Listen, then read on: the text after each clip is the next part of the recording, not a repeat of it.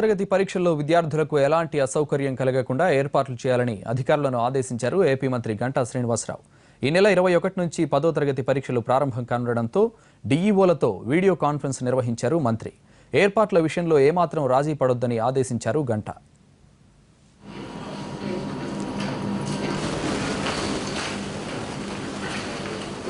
మన గౌరవ ముఖ్యమంత్రి గారి యొక్క ఆదేశాల మేరకు నేను మీ అందరూ కూడా తెలియజేసిందంటే ఏదైతే రేపు ఎగ్జామినేషన్స్ 21న స్టార్ట్ అవుతా ఉన్నాయో మనం ఏదైతే ఎగ్జామినేషన్స్ మొత్తం చెప్పామో ఏబిసి కేటగిరీస్ సంబంధం లేకుండా అన్ని సెంటర్స్లో కూడా మస్ట్ అండ్ షుడ్గా ఫర్నిచర్ మాత్రం సఫిషియెంట్గా ఉండాలి.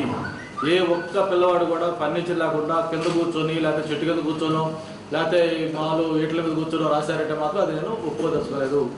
సర్ప్రైజ్గా ర్యాండమ్ చెకింగ్ కూడా మొత్తం మన కమిషనర్ దగ్గర నుంచి సెక్రటరీ గారి దగ్గర నుంచి నేను కూడా స్వయంగా ఎగ్జామినేషన్ టైంలో 13 జిల్లాల్లో సర్ప్రైజ్గా రిమోట్ ఏరియాలో కూడా వస్తాము.